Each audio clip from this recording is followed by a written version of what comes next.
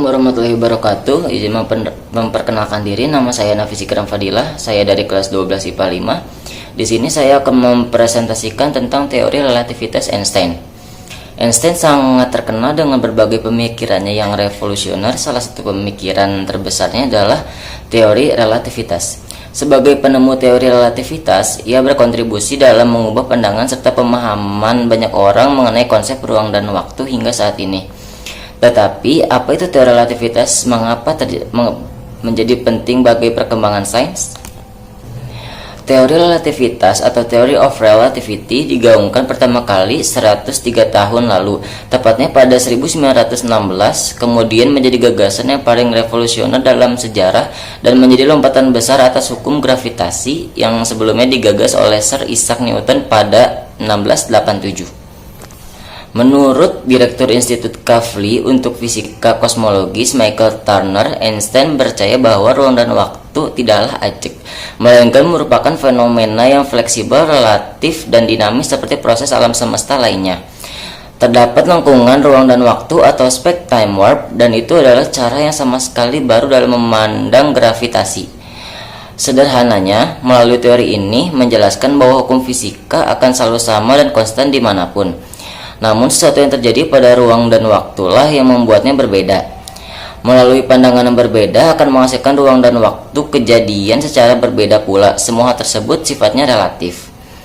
Ruang dan waktu terjalin menjadi sebuah kontinum tunggal yang dikenal sebagai ruang dan waktu atau space-time. Peristiwa yang terjadi pada saat sama untuk satu pengamat dapat terjadi pada waktu yang berbeda yang lain. Ruang dan waktu bukanlah sesuatu yang bisa dibicarakan seperti atas, bawah, kiri, kanan, depan, belakang, dan terpisah dari waktu. Menurut teori ini, ruang dan waktu nyatanya bukan hanya hal yang terpisahkan.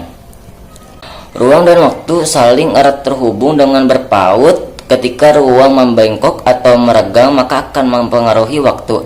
Sementara membengkoknya atau meregangnya ruang waktu menjadi penyebab atas terjadinya gravitasi di alam semesta. Pada dasarnya Einstein menganggap ruang dan waktu terjalin baik uluran selimut yang tak terbatas panjangnya. Sebuah objek besarnya seperti matahari dapat membengkokkan selimut ruang waktu dengan gravitasinya, sehingga cahaya tidak lagi bergerak dalam garis lurus atau untuk melewati matahari.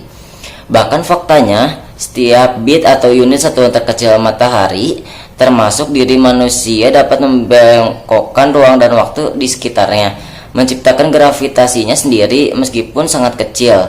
Akan tetapi gravitasi hanya bekerja di ruang dan bidang datar. Pada skala besar seperti bintang, hukum Newton tidak dapat berlaku karena bintang dapat membengkokkan dan merenggakan ruang, sehingga ruang waktu dapat cahaya yang dapat berpengaruh. Bahkan planet berukuran sedang seperti bumi dapat melengkungkan ruang yang cukup untuk mempengaruhi waktu. Ada 5 hal konkret yang dapat membantu untuk memahami konsep ajaib Einstein. Yang pertama adalah GPS. Dengan kecanggihan teknologi saat ini membuat siapa yang mudah bepergian tanpa perlu tersesat. GPS ternyata tidak sekedar kartografi digital untuk menunjukkan arah dan tempat.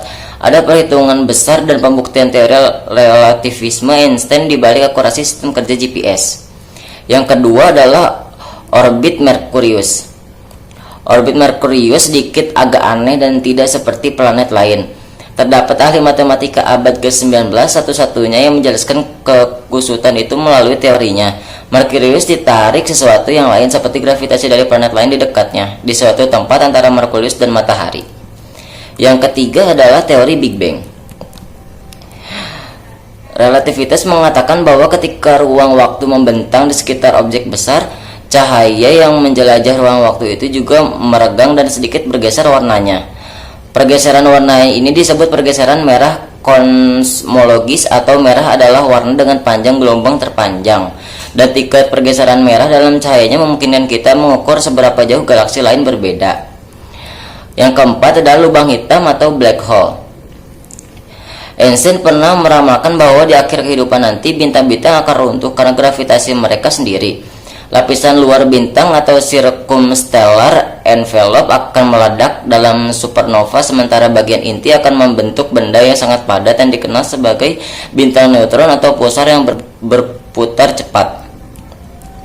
Yang terakhir adalah matahari menghambat sinyal radio. Pesawat ruang angkasa pengeksplorasi planet juga menunjukkan bahwa Einstein benar mengenai relativitas umumnya, karena pesawat ruang angkasa berkomunikasi dengan bumi menggunakan cahaya dalam bentuk gelombang radio. Berpeluang besar untuk membuktikan apakah gravitasi matahari dapat mengubah jalur cahaya. Sekian yang bisa saya sampaikan tentang teori relativitas Einstein. Mohon maaf apabila ada kesalahan. Wassalamualaikum warahmatullahi wabarakatuh.